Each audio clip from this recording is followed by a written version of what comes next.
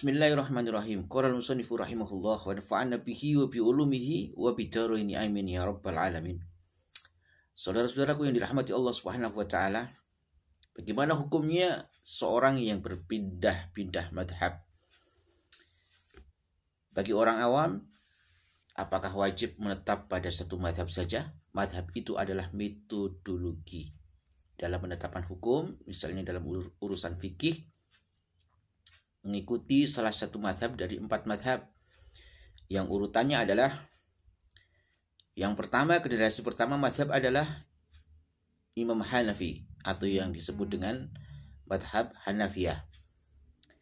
Kemudian yang kedua adalah Malikiyah atau madhab Maliki. Yang ketiga madhab Syafi'i atau Syafi'iyah.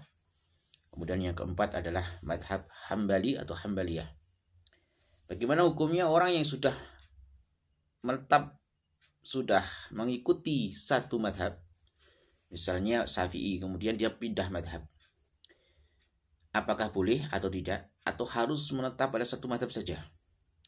Dalam kitab Risalah Ahlussunnah wal Jamaah, itu kitab yang ditulis oleh Hadratus Syekh Al-Alim Al-Alamah Haji Hasyim Asy'ari rahimahullah wa ardah, di dalam halaman yang ke-18 dalam kitab saya, tepatnya pada bab yang faslun fi bayani wujubi taqlidi liman laysa lahu ahliyatul istihadi.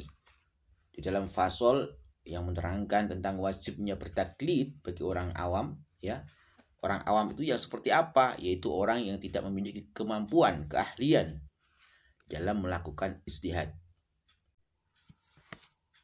Di sini ada ibarat bahwa walajibu lan ora wajib alal ami ing atase wong umum. Alal ami ing atase wong kang umum, orang awam maksudnya. Ora wajib opo iltizamu madhabin, netepi madhab siji, menetap pada satu madhab saja, fi kulli hadisatin ing dalam saben-saben perkara kang anyar teko, dalam masalah-masalah yang baru. Kemudian walawil tazama lan lamun netep sopo al-ami, menetap madhaban ing suwijining madhab muayyanan kang tertentu, contohnya ka madhab Syafi'i, seperti madhabnya atau bermadhab kepada Imam Syafi'i rahimahullahu ta'ala wa ardah, maka lijib mengkora wajib alaihi yang atasi al-ami opo al-istimroru, netep terus menerus, istimror, selalu dengan madhab Syafi'i saja. Bal yajuzu, balik wenang lahu kadui al-ami, orang yang awam tadi, diperbolehkan apa? Opo al-intiqalu, pindah dari madhab Syafi'i ila ghairi madhabihi, maring liyane madhabe Syafi'i. Jadi intinya berpindah madhab itu boleh dan tidak wajib untuk menetap pada satu madhab saja. Apa yang bisa kita ambil dari ibarat ini? Bahwa tetapi ini berbeda ya antara berpindah madhab dengan talfik. Talfik itu mencampur adukkan madhab. Misalnya memilih yang enak-enak aja. Misalnya dalam satu qadhiyah, dalam urusan ubudiyah dia mengikuti madhab Syafi'i, tetapi dalam urusan muamalah dia mengikuti madhab yang lain, itu namanya talfik, tidak boleh. Tetapi kalau secara kuliah ya dari madhab Syafi'i kemudian dia mengikuti madhab yang lain, itu diperbolehkan, kecuali dalam hal-hal yang sifatnya darurat ya, misalnya seperti madhab Syafi'i kemudian pindah ke madhab yang lain di saat di Makkah, karena madhab Syafi'i bersentuhan antara laki-laki dengan perempuan itu atau dengan istrinya, itu membatalkan wudhu, tetapi dengan madhab lain tidak membatalkan. Itu diperbolehkan karena dalam hal-hal yang sifatnya darurat. Apa yang bisa kita ambil dalam masalah madhab ini, bahwa pemikiran daripada ajaran daripada An-Nahdiyah ya, atau madhab yang kita ikuti adalah condong pada madhab Syafi'i.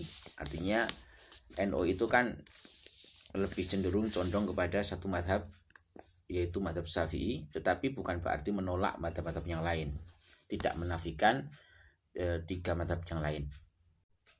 Artinya hikmah ataupun ya hikmah yang bisa kita ambil dari ibarat ini adalah bahwa perbedaan madhab itu merupakan suatu keniscayaan dan tidak bisa kita pungkiri dan tidak bisa dihindari.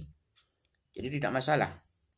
Jadi sudah tidak zamannya lagi sebenarnya bagi orang-orang alim itu kemudian fanatik, ta'assub, asobiyah, fanatik terhadap satu madhab saja, fanatik terhadap satu metodologi saja, kemudian merasa paling benar sendiri, merasa paling lurus sendiri, ya, kemudian menyalahkan madhab-madhab yang lain.